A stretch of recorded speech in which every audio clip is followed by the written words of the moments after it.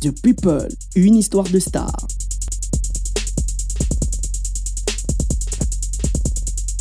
Bienvenue Gilles Harim, The People. Merci Thierry François. Là, le plaisir est partagé. Tu sais que tu ne peux pas appeler ton frère, il ne se ramène pas. D'accord. Voilà. Il faut dire que tu es un fan de Chicago Bulls?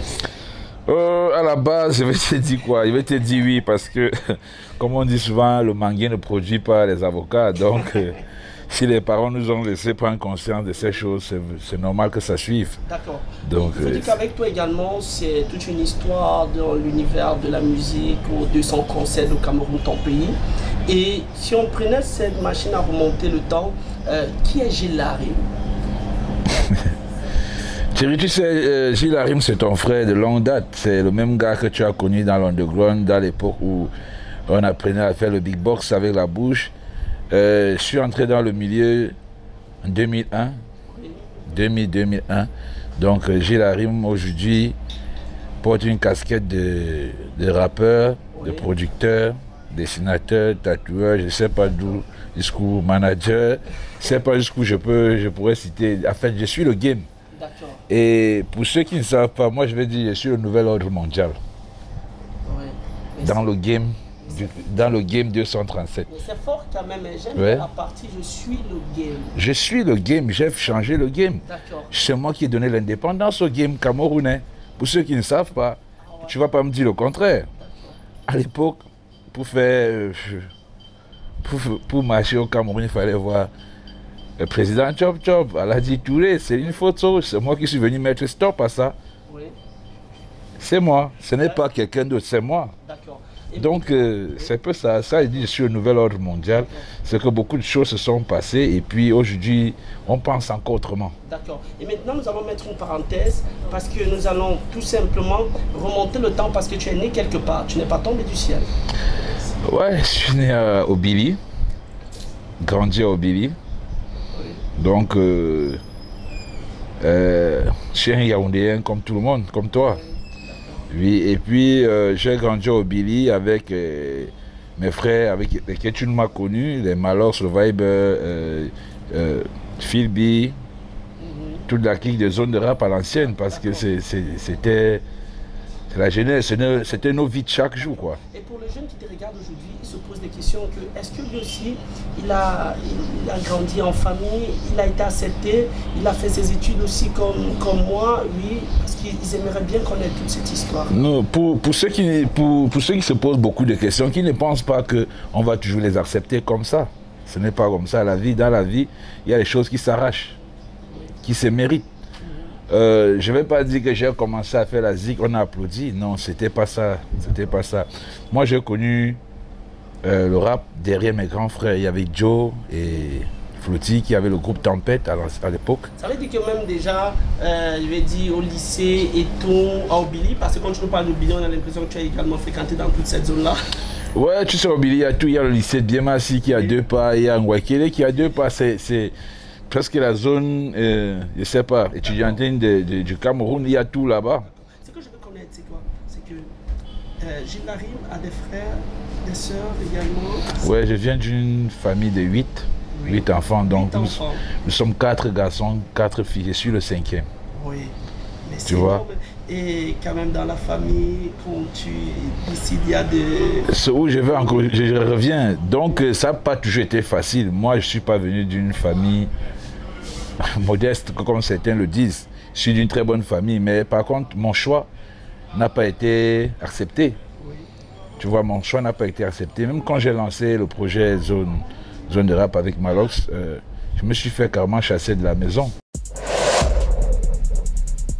The People, une histoire de star.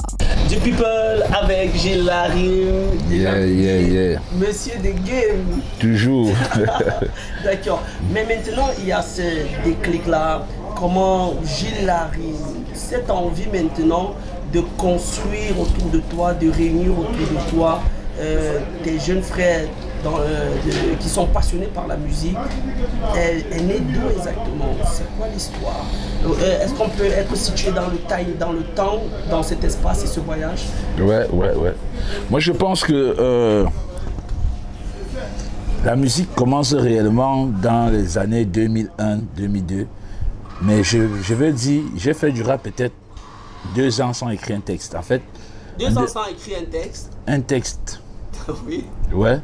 En fait, j'ai connu le rap derrière mes grands frères Joe et Flouty, je le disais tantôt, dans le groupe Tempête, qui était déjà un groupe de fête au Billy, dont les grands frères se réunissaient pour faire des brunchs par-ci, organiser des shows par-là et tout et tout. Et puis ils avaient leur petit groupe qui avait mes 2 grands frères dedans, en fait.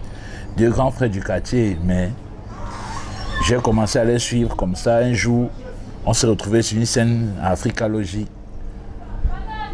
organisée par Malcolm Maki. Foussi, je ne sais pas si tu l'as connu à l'époque, il est actuellement au Nigeria. Donc il nous a reçus là-bas.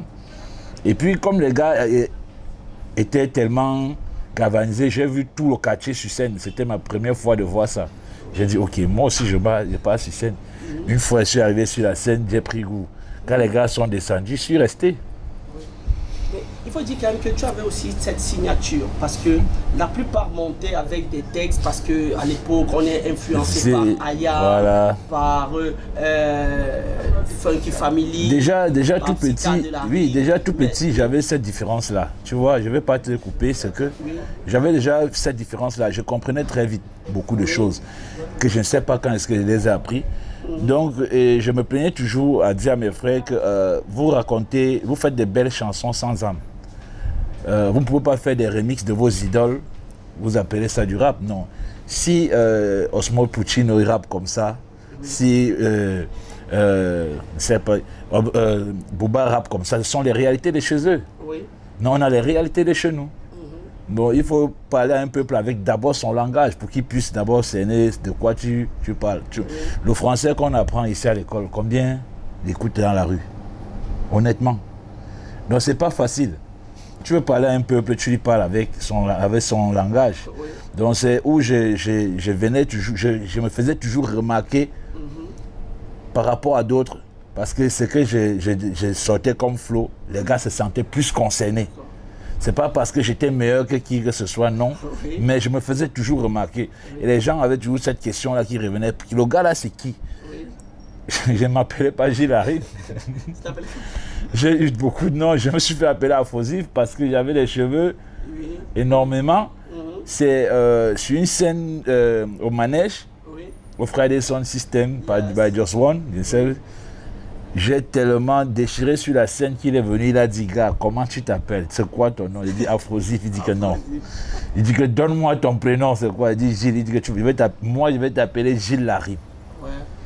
Et puis aujourd'hui, le Gilles Harim est devenu Gilles Harim, donc le spécimen. Le spécimen. Voilà. Très rare. Est-ce qu'on peut se rappeler des premiers flows? Ouais, ça donnait quoi? Ouais, je sais pas. On avait un truc comme Casino. Je sais pas trop, il y a ça très longtemps. Oui.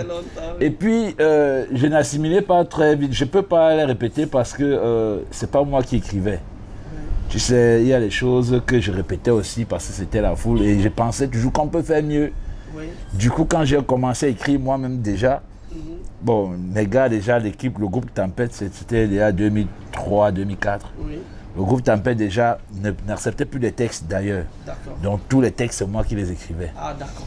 Et après, on a fait le collectif Dark Universe qui symbolisait l'univers sombre parce que Obil était un peu comme un village en pleine ville. À la Kimbo, tu vois un peu. Biemassi est très propre là. Mwakele est très propre. Obil est au milieu. Oui. On a créé le Dark Universe. Il y avait Dalayon.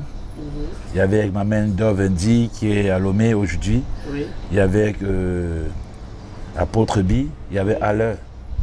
Bon, on avait fait 2-3 collaborations avec Zox Connexion qui était Malox et Kenzo, qui était toujours du quartier, mais Malox venait de déménager parce qu'ils ont déménagé en 2001 pour Mendon. Mais on avait grandi tous ensemble et de là il a créé son groupe. On se voyait souvent, on se faisait des freestyles comme ça. Oui, et après, en travaillant ensemble, on a plus compris que non, lui et moi, on avait plus d'affinité. Et puis, on s'est mis ensemble. Un jour, on a dit que bon, pourquoi ne pas aller sur la base d'un label sérieux? Oui. Là, c'est sur les débuts 2005-2006. D'accord. On a créé le label Zone de Rap. Zone de Rap. The People, une histoire de star. Ouais, tranquille, on va saluer tous les abonnés parce qu'ils sont très nombreux. Et on va même les remercier pour ce qu'ils font parce qu'on a besoin de leur force pour continuer à faire ce qu'on fait. D'accord, et surtout qu'ils sont très nombreux dans le monde entier, tous ces passionnés, toute cette diaspora camerounaise qui te suit. Parce qu'à te voir, c'est beaucoup de souvenirs. Et ces deux générations qui se retrouvent, la old school, la new school et tout. Et on a parlé, te voir aujourd'hui, tous attendent cette question.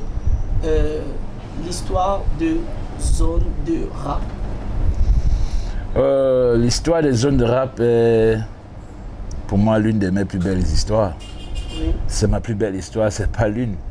Parce que c'est où il y a ma jeunesse, il y a tout, c'est où j'ai tout appris. Je suis devenu ce que je suis devenu, Darwin Moneyman, comme a.k.a. sur Gilles Harim. Donc c'est Zone de Rap qui a fait de moi le gars que vous avez là. Oui. Donc c'est d'abord pour moi une période que je peux dire une période d'apprentissage. Oui. Et j'ai beaucoup appris. Donc Zone de Rap, j'ai été à Zone de Rap comme directeur. Oui. Donc de là jusqu'en 2017. Et puis si je suis parti de là, c'est juste parce que les intentions sont devenues un peu plus personnelles que collectives. Donc ça, il faut le dire parce qu'il ne faut pas qu'on se perde également. Oui. Tu es fondateur et tu parlais de ton frère tout à l'heure, Malox. Oui. Malox, il était quoi? Ouais, il était membre fondateur aussi comme moi. Donc, Parce qu'on est cofondateur. Oui. Parce qu'on était nombreux, il y avait aussi Pat Davis. Oui. Il y avait Mamen Jamal. Mhm. Il y avait Mamen Spanky Joe. Oui. Il y avait même, au départ, il y avait Mamen, comment il s'appelle, qui est à la télé, à Douala. Bon, mais bon, c'est pas important. Oui. Quand on a créé le label, on s'était attribué des rôles. On s'était attribué des rôles selon nos capacités. Moi, j'étais le gars qui pouvait faire le riz facilement, donc on m'a surnommé Moneyman. Moneyman. Par ma capacité à rapporter les dos. Oui. Donc, on a travaillé avec Zone de Rap, on a produit le premier album de Malox en 2008, Oui. 2007-2008, Tranche de Vibe.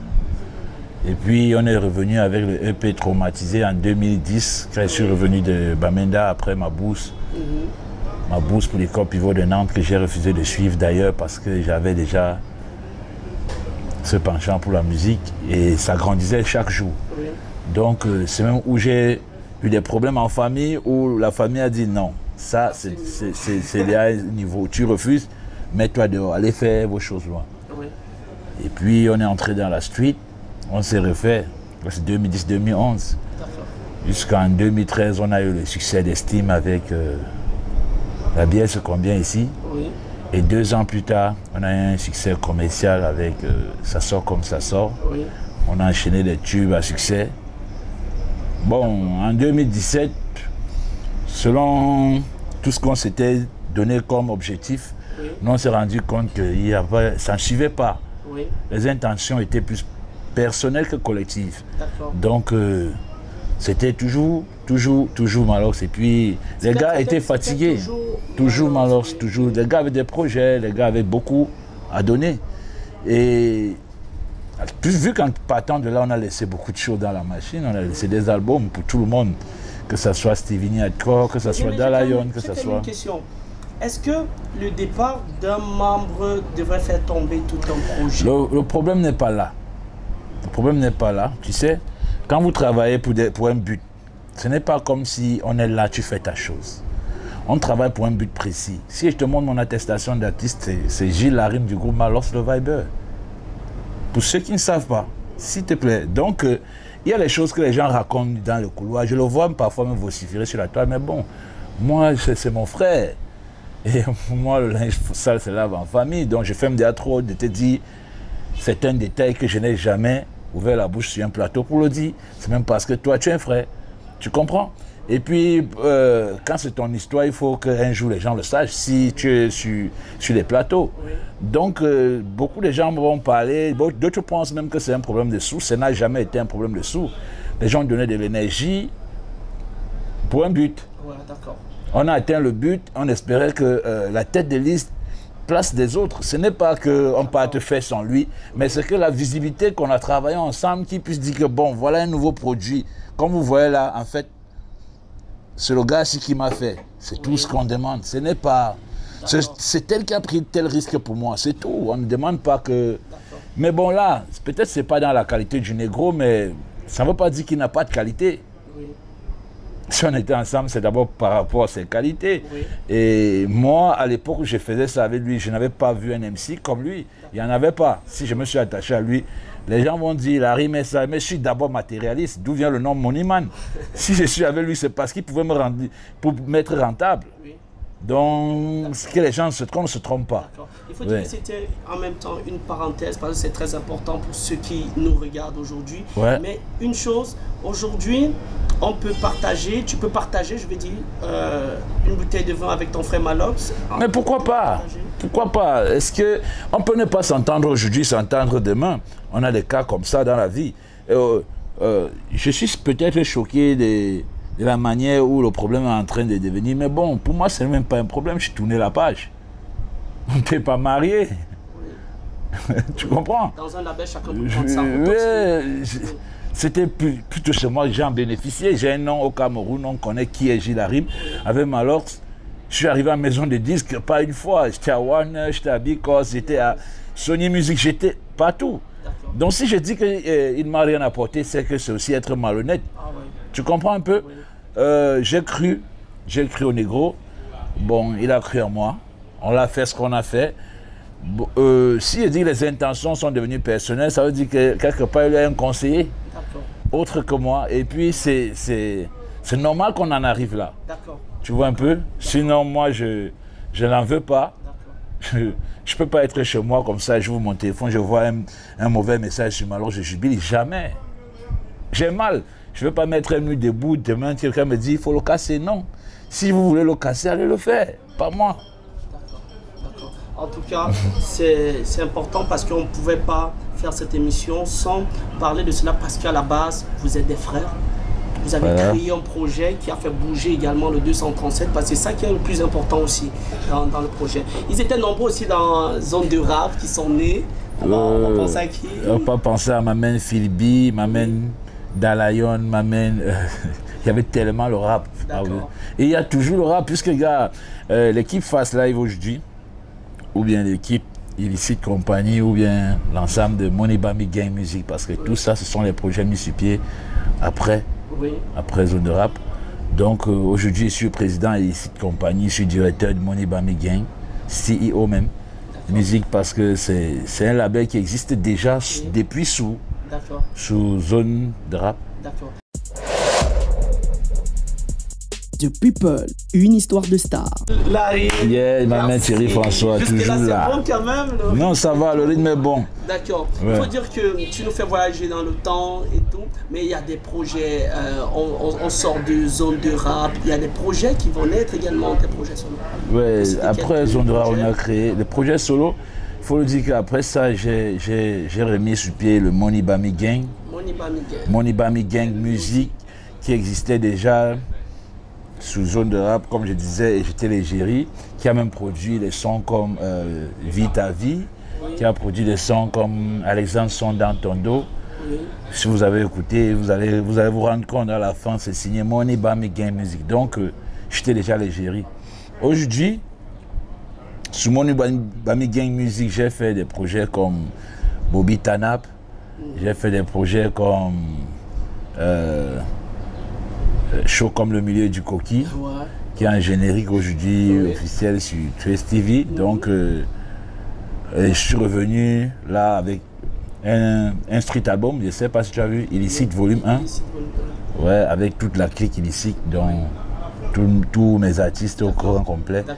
Et là, maintenant, je suis en train de revenir avec un nouveau single, Je n'étais pas là. Parce qu'il faut le dire, il y a l'album de 14 titres qui est déjà prêt.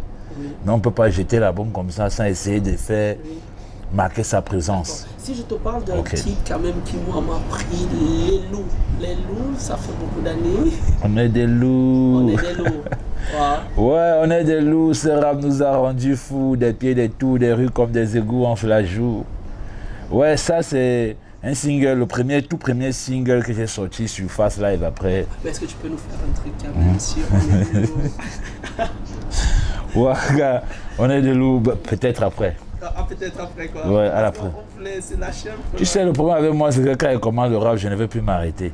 On va faire l'émission sur le rap. D'accord, donc on se lâche un peu. Quelques secondes juste. Je suis sûr qu'ils vont kiffer là et tout. Juste même, Et yo, on est des loups. Ce rap nous a rendus fous, des pieds, des tours, des rues comme des égouts, on se la joue, ouais. Entre Bad Boy et Kai, amorce le disme des gros, c'est jusqu'à la daille. J'amorce le bise, négro même en temps de crise. Je suis comme Pobia, j'ai toujours la main mise. Le bout du tunnel à faire un flop, je viens kidnapper le bloc lyricalement sans doubler la mise raide. Comme toute bite des stades X, raide comme toute goutte de sang versée du corps du Christ. Parce que connaître le succès sans connaître le vice, chemine à presque célèbre comme le prince du 6. Alors j'arrive dans la mêlée sans faire ding dong. Dans la foule, les mêlées, on les connaît. Ding dong. on est des loups. Gilles Larim. Tu vois un peu, c'est que le rap et moi, c'est, je vais te dire, c'est une histoire d'amour. Parce que ce que j'ai fait même pour le rap, je ne suis pas sûr que le pays va me remettre ça, sauf si le rap lui-même décide de me remettre ça, parce que c'est comme ça. Et puis, il y en a qui, il a vu un grand frère l'autre jour, il m'a dit que, mais tu fais ça, tu vas même réussir ta vie quand laisse ça. Je dis, grand frère, j'ai réussi ma vie. Tu ne te rends peut-être pas compte, j'ai réussi ma vie. Quand j'étais petit, je voyais Longuet à la télé. Je voyais à la télé, je ne savais pas que j'étais artiste. Qu'il a fait à Yo Africa, j'ai kiffé, j'ai dansé comme tous les gamins. Aujourd'hui, quand j'arrive à faire des collaborations avec lui, le genre de collaboration ici assis chez moi, c'est le grand frère qui m'appelle parce qu'il a écouté, il kiffe. Grand frère, je t'ai jamais dit ça, mon grand. J'ai suivi des noms, j'ai suivi des mots à ton propos, j'ai failli même te juger. Mais c'est derrière ce projet que j'ai compris que tu es un grand homme. Big up à toi. Ce monsieur, il est venu chez moi, il m'a cherché, il est venu chez moi me chercher, on est parti au studio, il a payé le studio. Après, il m'a dit, où est ton réalo? Je l'ai appelé, je n'ai rien demandé, j'ai mis le matériel pour shooter. Il est venu prendre le réalo, il a dit que tu as besoin de quoi? De combien pour ta bière? Comme pour dire que quelqu'un me demande si j'ai réussi, ça me fait encore rire. Tu vois, et les collaborations comme ça, ça vient chaque jour. Chaque jour. Hier soir, j'ai fait une chanson qui est sortie sur le champ, à Son Music, avec mon bro MH, Oko, et qui est sortie il y a de cela, il peut dire, 12 heures de temps, à peine. D'accord. Donc, il y a des choses qui viennent. Pour ceux qui ne savent pas, il a dit que je suis le game. D'accord. Et étant le game également, tu es dans un pays, ouais, c'est vrai qu'aujourd'hui, tout le monde entier, quand on dit le Cameroun, on dit, ah ouais, vraiment, ce continent, tu vois.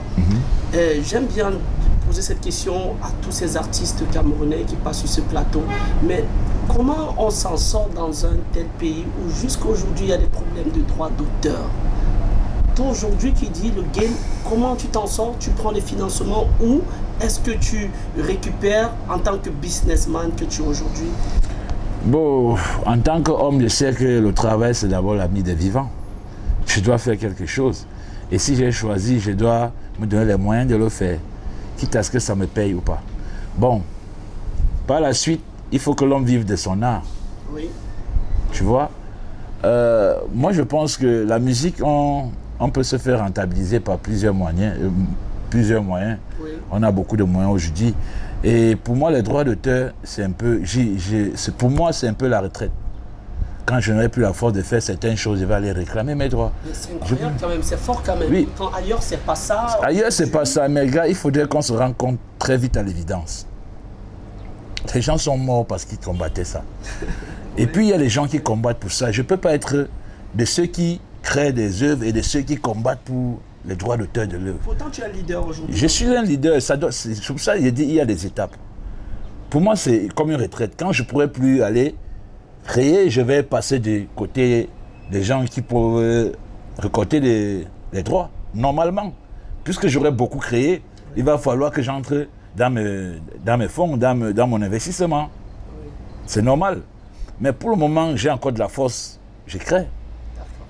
Je vois beaucoup de personnes, je les big up déjà, parce que c'est un travail que je ne suis pas sûr que je vais Je pourrais le faire quand ça serait mon tour, mais il faut le dire, le pays, ça donne la chair de poule. Et puis, pour nous qui travaillons, pour nous qui sommes dans le métier, il faudrait qu'on se rende compte déjà à l'évidence et que nous on puisse anticiper sur comment est-ce qu'on doit remédier à ce problème. Si on va encore aller discuter les mêmes places dans les mêmes bureaux pour faire les mêmes choses que les personnes précédentes, c'est pas bon. Et on vit ça chaque jour. Oh, Gilles Harim vient là, lever Thierry François, mettez-moi, on me met. Après-demain, c'est la même chose. Alors, elle va venir aussi se plaindre. Ainsi de suite. Gars, pour moi, ce n'est pas une priorité aujourd'hui. Parce que je n'ai pas les moyens, à mon niveau, je n'ai pas encore les moyens de changer les choses. D'accord. Et je travaille pour ça. The People, une histoire de star. D'accord. Mais bon, je pense que c'est comme ça qu'on devrait gérer même en famille. Parce que celle qui dit être là maintenant, c'est parce qu'elle a aussi traversé les étapes. Ouais. Donc aujourd'hui, on est des hommes, je ne suis plus un cœur à prendre, je suis un sac à remplir. Tu n'es plus un cœur à prendre. Je ne suis plus un cœur à prendre. Je dis ça aux filles qui regardent toujours, ils voient la gueule dans. Parce que quand je me mets un peu là, on dit oh, oh.